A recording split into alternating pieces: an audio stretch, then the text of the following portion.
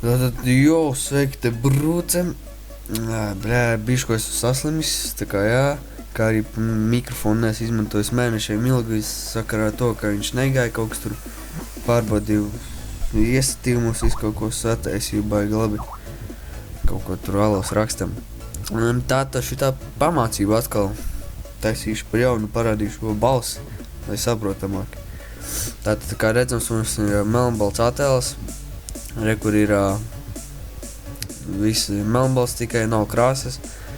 Un, piemēram, filtrus uzliekam, re, kur oil paint nevar, un visu kaut ko. Tā arī visu kaut kas ir ierobežots.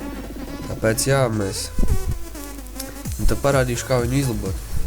Paņemsim jaunu failu, vienalga cik lielu, bet neiespējams pēc iespējas mazākus izmērus, vismaz manā gadījumā, jo man ir avatārs, kas ir jāpaskatās 145 ir 200 pikseļi.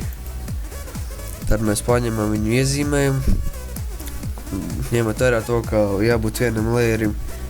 Ja jums ir vairāk layeri, piemēram, kaut ko uzkrāsosim pa virsu, tad jūs paņemat tā control turat un savienojat viņus un merge layers vai arī flatten image.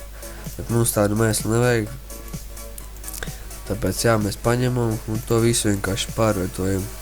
Sagaidām un tā atlaižam. Visu varam bišķi kropot, lai labāk izskatās. Lai nav kāds baltas malas pretīgas. Un jā, re, kur ir krāsas. Mēs varam pārkrāsot Vitālija kucīti.